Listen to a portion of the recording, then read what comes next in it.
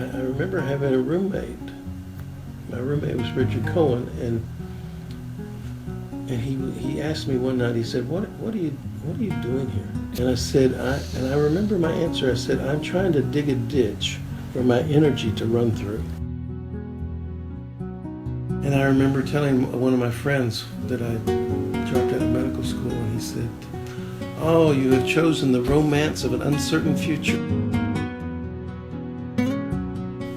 大家好，今天我给大家带来的是对一位我非常敬仰的纪录片电影人 Ross Spears 的访谈。Ross 拍摄的第一部纪录片 A.G. 就获得了1980年奥斯卡最佳纪录片提名。认识 Ross 是在6年前的电影课堂上，老师请他来给我们讲他的作品 To Render a Life。 我印象深刻的是，他穿了一件袖口脱了线，显然年代久远的毛衣。虽然不修边幅，但温和的谈吐中透着儒雅和智慧。他的那部电影相当深刻，一边记录一个美国贫困家庭的日常生活点滴，另一边又在探讨纪录片拍摄的艺术。两条线索在故事内外穿梭，用洞察他人的镜头，同时来审视手握镜头的人，颇费观众的脑力。相对好莱坞大片，纪录片电影人的世界寂静很多。Ross 在大学时曾经计划要读医学院，但后来却选择了用镜头讲述真实的故事。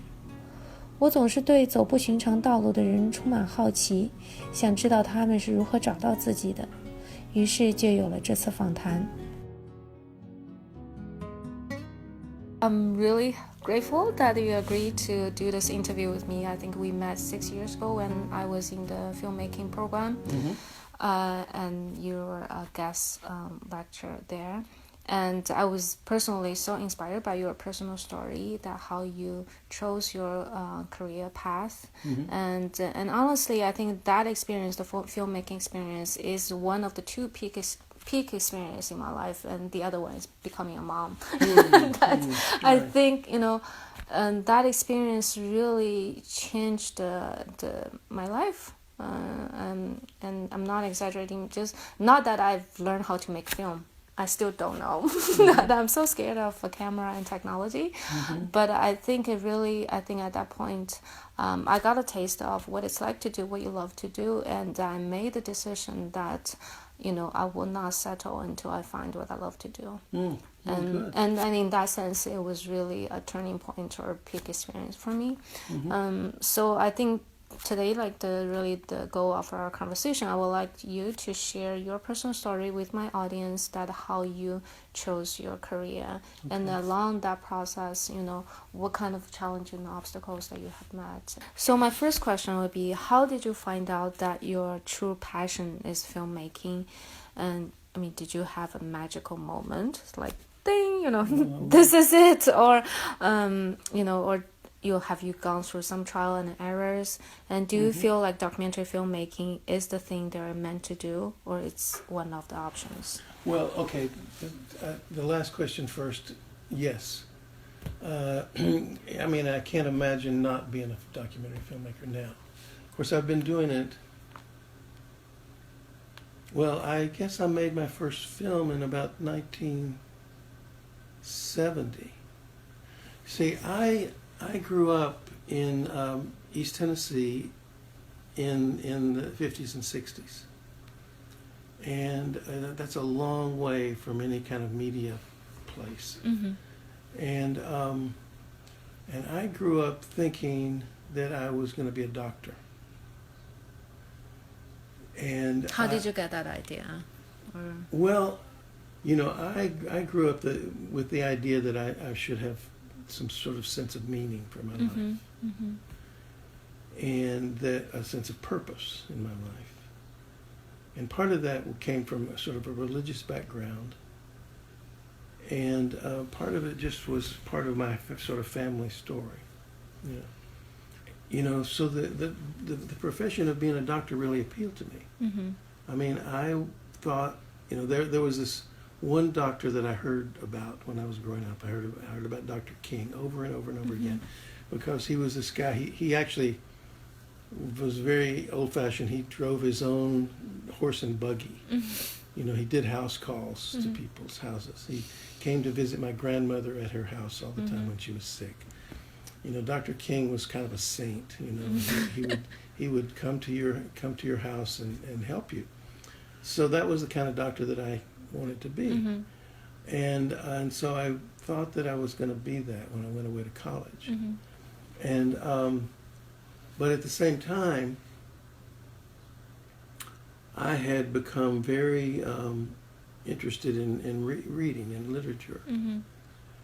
And so I was thinking also about being a writer. I think that being a writer actually was what I was trying. You know, in my mind, you know, there's this in the movie Dr. Zhivago, or in the novel Dr. Zhivago. He's a doctor, but also a poet. And so I was kind of thinking, you know, so there was William Carlos Williams, who was a doctor and a poet, and Chekhov was a doctor and also a short story writer, and so I was imagining sort of that possibility, right? Okay. And so I went through college with a double major of English and also pre-med.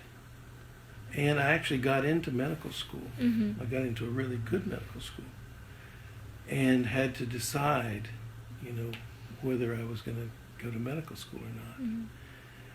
And also not going to medical school would have meant I was eligible for the draft, because the Vietnam War was going on, and it was 1969, and the draft, it was at the height of the Vietnam War here in this country. So after I graduated from college, I hitchhiked around the country as a kind of a thing that a lot of people I had known had done. And it took about 6 or 8 weeks to do it, and you know, it was like camping out and sleeping in abandoned cars, and it was a very long trip around the country. And I came back, and it gave me a great deal of self-confidence. And I remember riding across Arkansas with a guy who had picked me up, and I thought, I'm not going to go to medical school. So that was when I decided not to go to medical school. I went to the dean of the medical school and said, I don't think I'm going to go to medical school. How did that change happen? Well, you know, the point was that I had come to the conclusion that if I went to medical school, it would be like getting on a conveyor belt. You know, you go to medical school for 3 years. I'm not 3 sure. or 4 years, yeah. 3 or 4 years. Then you get out and you've invested all this time. You're then an intern for a year. Then you've got to be a resident for 3 or 4 years. You come out the other side and you've got a solid profession. And now you're deeply in debt, and you've got to be a doctor. There's no choice. And I didn't like that sort of conveyor belt sort of image. So I told the dean that I was thinking about. He said, "Well, you can come back next year if you want. You know, you can take a year off. I got a gap year." And I remember telling one of my friends that I dropped out of medical school, and he said, "Oh, you have chosen the romance of an uncertain future." And I felt good about it. You know, I felt like, okay, yeah, I really have made this decision. My parents were kind of upset. So, but then I had to figure out, you know, how to make it. Right? What was I going to do with my life? And so I came back to Durham, where I was living, and lived in. You know, one of the secrets of my life has been to have a very, what they call a low overhead life. So I don't have, so I lived in a basement of a house that my friends lived in, in a room that I made for myself in the basement. I paid no rent. I washed all the dishes for my friends. And while I was doing that, one of my friends was getting interested in photography, and I never had done photography. So I did I did a drug trial experiment at the Duke Hospital, and they paid me $300 for it. You know, it was just. I don't know what to describe it. It was kind of disgusting, but they paid me $300, and with that money, I was able to buy a camera. Oh wow. A still camera. And my friend Mac and I taught ourselves photography, and I really liked it. I really liked taking pictures. Now I had previously. That was not my first experience in film, however. My father had a home movie camera. Okay. That he took movies on vacations or birthdays or something like that. And he would disappear back into his bedroom, and he would splice these little things together, and he would come out and show them to us. And I had, when I was 15 years old, taken the movie camera with me on a trip. This was my first time ever to leave home. I had taken the movie camera with me to Mexico. My little church group my church had organized a trip to Mexico.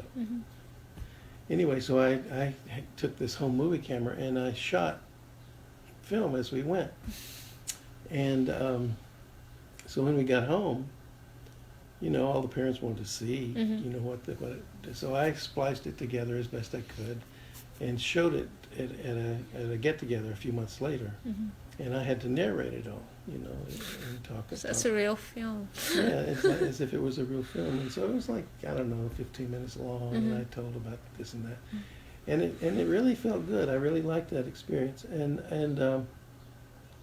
so that was when I was 15. And then I guess when I dropped out of medical school, I got that camera back from my dad and shot a little film with it that year, and edited it together. It was a film about a music festival that was in North Carolina,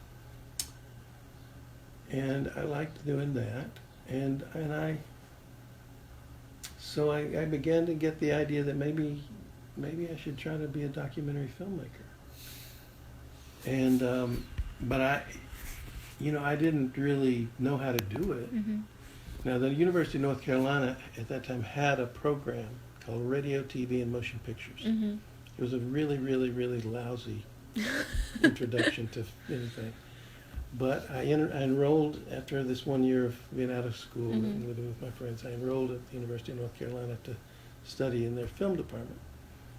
And during that time, I actually made a little documentary called Howard. It was a portrait of an old man who lived at a boarding house I knew. And that was a great experience making that film. I should show it to you someday. It was just 15 minutes long. And they, at the University of North Carolina, in 1971, I mean, they had the crudest possible editing situation. Really, really, really, really primitive. But you know, I made this 15-minute film, put music with it, you put sound effects with it, and it was this portrait of Howard, this man at this boarding house, old man at a boarding house. And that was really what solidified it. And I remember the feeling, you know, when I was putting together Howard, I remember the feeling. I remember thinking, I have never finished anything in my life. You know, I am somehow going to make myself finish this. So I did, you know, and that was a real triumph. You know, that was like 23 years old at the time, I guess. Because it's your creation. Yeah. I think in that sense, I had the same feeling with my first work. Yeah. And you know, and so ever since then, that's been one of my guiding principles. Is if I start something, I've got to finish it. You know, or else I'm going to feel terrible. So you know, I just have to see it through to the end. And sometimes it's been a real long struggle. But I say to myself, as long as I can just stay alive, I'm going to finish this damn film. And sometimes that's kind of been what it took. But anyway, so I made Howard.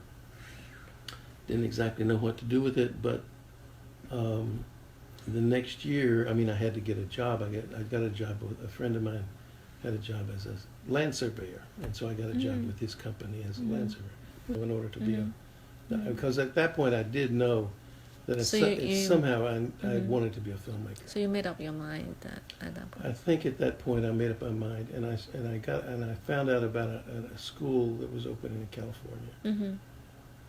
I started looking into sort of, I mean, you know, I was a student, you know, at heart, you know. I started looking for schools to go to, right? So I looked into various film schools, and I found out about this one school in California that was brand new. It was just starting out.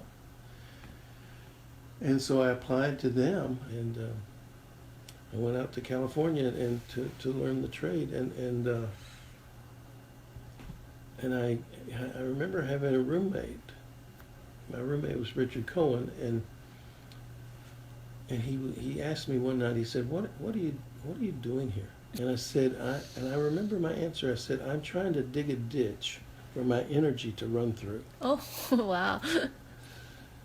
You know, because I thought if I learned how to be a filmmaker, you know, then I can actually do this. Mm-hmm. You know, and I didn't exactly know quite what kind of filmmaker I wanted to be. Mm-hmm. I just knew I wanted to learn how you do it. Mm-hmm. And I was learning, you know, and I knew that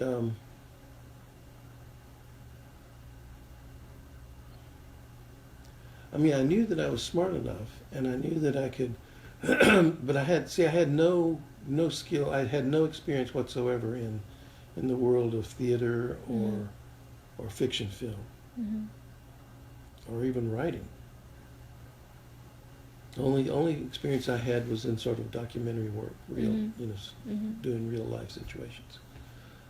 But I really enjoyed that. You know, I mean, it's a terrific thrill. I mean, as you probably have experienced. You know, you shoot something and you learn about something, and you organize the material in such a way that it makes sense to you. First of all, you put some music with it, you put some words with it, you know, you put some interviews with it. You know, so you're kind of telling a story, and it can be short or long. You know, a big story or a short story or a story about the past or something that's happening now. I mean, there's just all kinds of things that are wonderful about it, and you get to dive into some sort of a subject that you know very little about. Yeah. And you learn about this thing, and you meet all these people that you otherwise would never meet. Yeah. And they're all, generally speaking, they're all really interesting people. And you have an excuse for getting into their lives. You know, oh, I'm making a film about it. and so they oh yeah, come on in. Sign the release first. Yeah,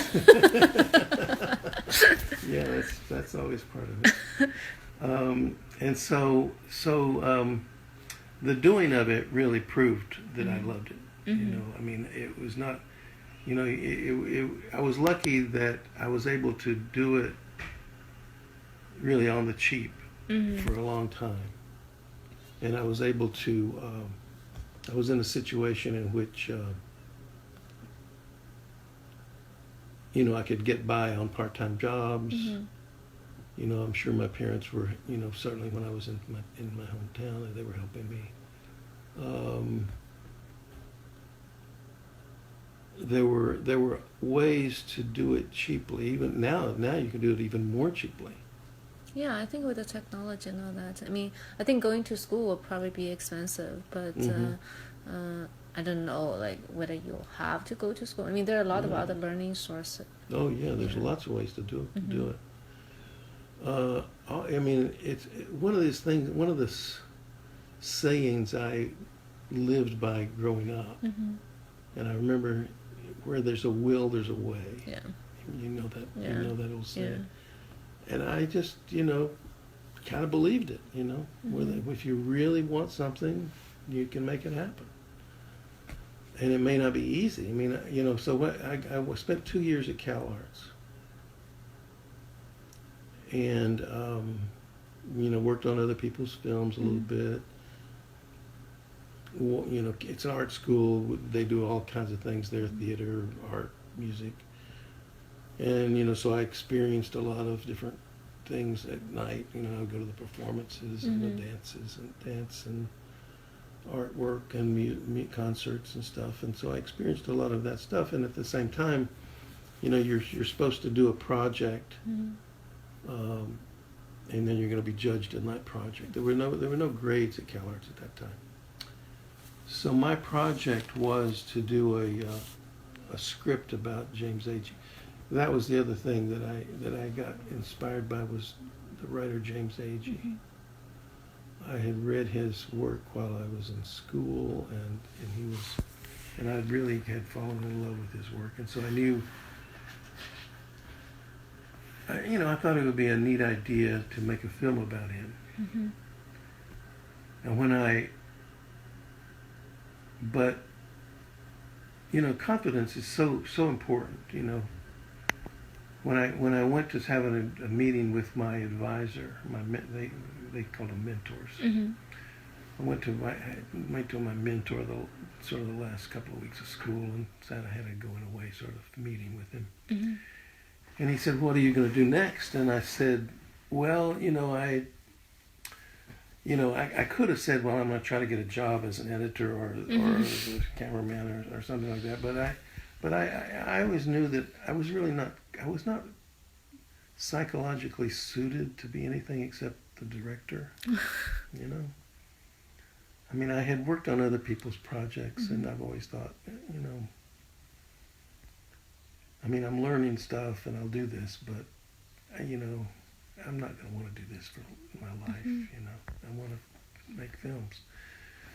So I was talking with my mentor about projects that I thought I might want to work on, and I brought up the subject of making a film about James Agee's life. And I said, well, but I think I'll do that, after I've done some other things and gotten more experience. And he said, I think you can do it now. I think you know enough to do it now. So I thought, well, hey, maybe I should. 在访谈的第二部分里 Ross 将会谈到他如何用最低的预算来拍出一部奥斯卡提名的纪录片，以及他在追求梦想的道路上如何面对挫折和自我怀疑。下次再见。